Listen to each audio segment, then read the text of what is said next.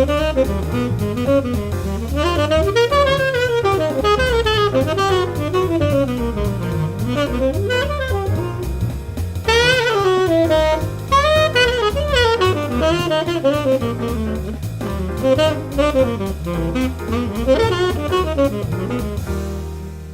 guys, it's Jayden Clark here with jazz lesson videos, and today I'll be talking about learning and mastering chord changes.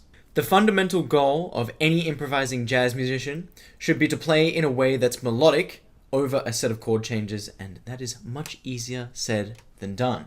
In fact, one of the most common questions and concerns that I get is along the lines of somebody who's been playing a set of changes over and over again for so long, and they're still struggling to put those changes to memory. So what are some things we can do to help this? Well, I have 3 different exercises that will have you memorizing and internalizing chord changes in no time. The great thing about these exercises is that the more we do them, the less we will eventually need them, and the more internalized all aspects of jazz harmony will be for us. The exercises I'm about to show you can be found in depth in the Mastering Chord Changes Masterclass, and this will include all the associated workout sheets as well as a comprehensive video masterclass given by Chad LB describing how he himself approaches working with and memorizing chord changes.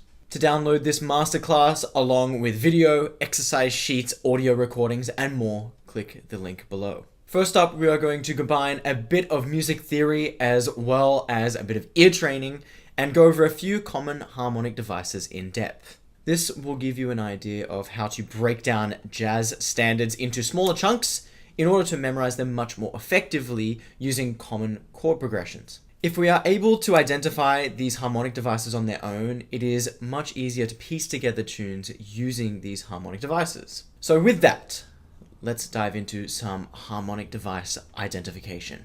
So let's go ahead and start with the 3-6-2-5.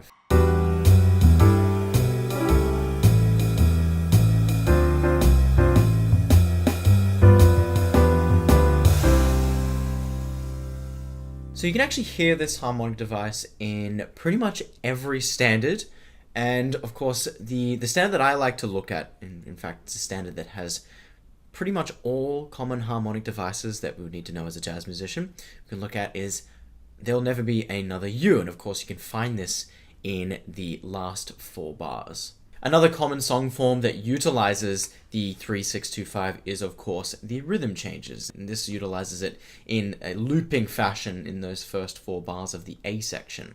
Speaking of looping, you can also go ahead and put this at the end of a tune. So what a horn player may do is towards the end of a tune, perhaps they finish playing the melody, what they'll actually do is they will improvise in a way that highlights the 3-6-2-5, and if the rhythm section is sophisticated enough, what they can actually do is catch that and start to loop the 3-6-2-5 while the horn players improvise over that for just a little while longer. Of course, with this, the 6 chord in the 3-6-2-5, note that it is a dominant chord, and what we can actually call that is a secondary dominant. It is a 5 chord of the 2 chord that comes immediately afterwards. Now, understanding that's important, but of course we are still going to call it a 6 chord, even though it is a dominant 7.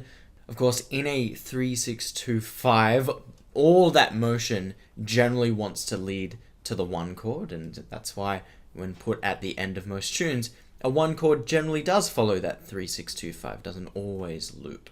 The next harmonic device we'll look at is the 1 major 7 to the minor 2-5 to the 6.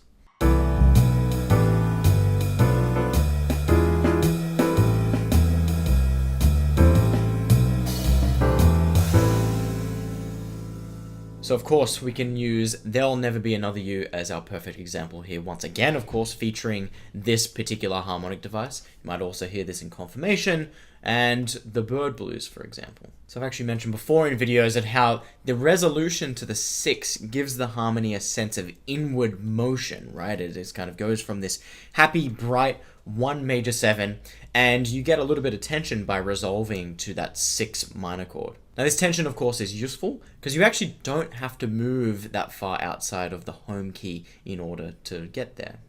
Okay, so last but not least, with our harmonic devices, we're going to check out the backdoor 2-5.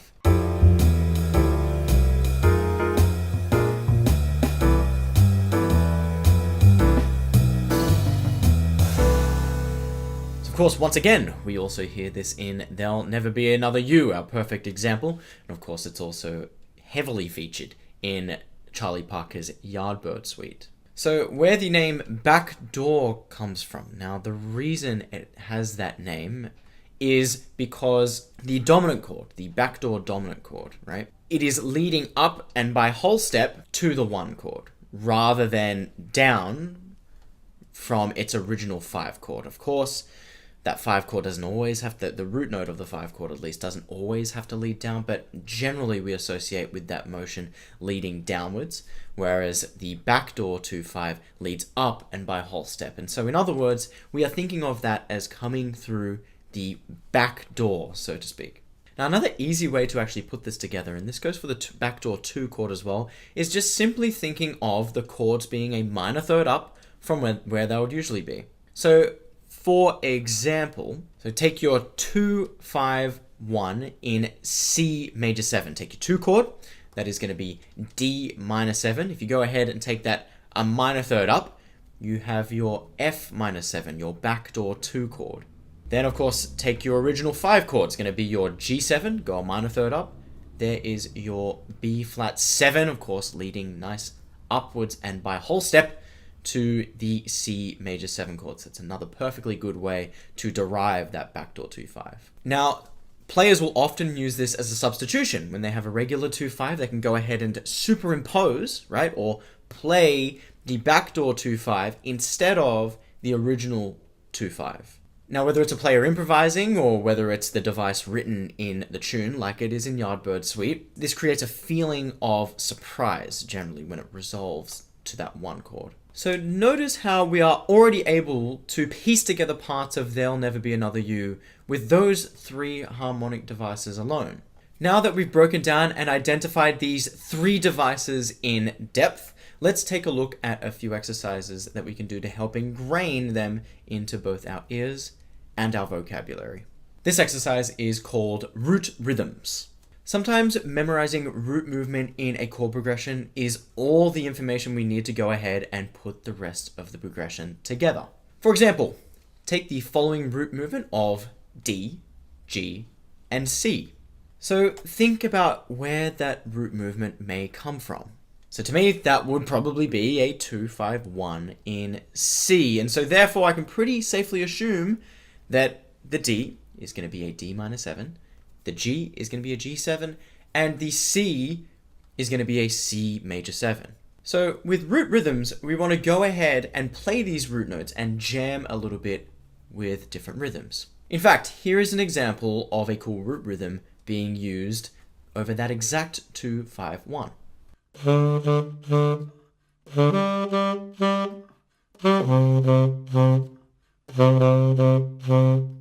Okay, so here is the same root rhythm now with the 3-6-2-5.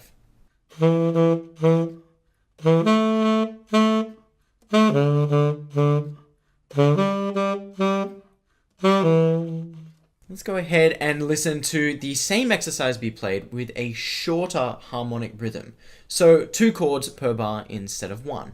So here are some root rhythms over the 1 major 7 to the minor 2-5 to the 6.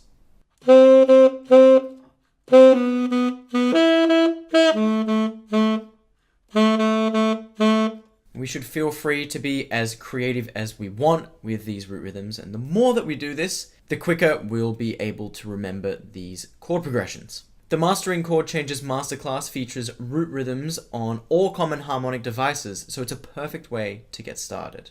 The next logical step to memorizing chord changes is to play around with the chord scales. Now we can do this in a super logical way by taking a melodic shape through each chord change in a harmonic device. Now this will test our knowledge of our chord scales while also giving us melodic options over each chord change. So here is an example of this over the 1 major 7 to the minor 2-5 to the 6.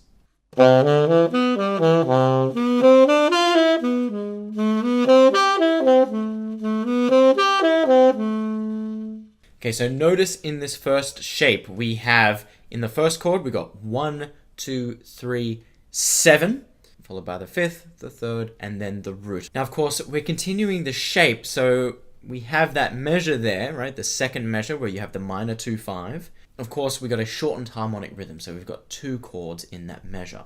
Now we're going to go ahead and adapt that shape. So of course we're going to go ahead and play 1, 2, 3, and then flat 5 of the 2 chord.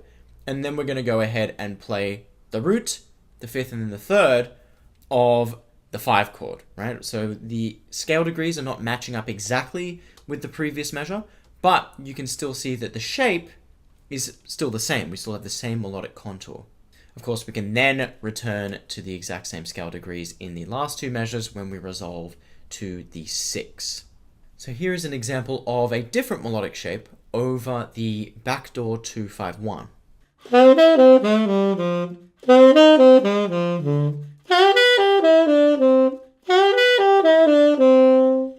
So notice here in this example, of course, we're actually starting on the 4 chord, so our F major 7, and of this 4 chord, we are starting with the 5th, followed by the major 7, back to the 5th, and then we have 3, 2, 1. So it's naturally going to be a little trickier to find our bearings, seeing as we are starting on the 5th rather than the root note, but we end up finishing this melodic shape on the root note.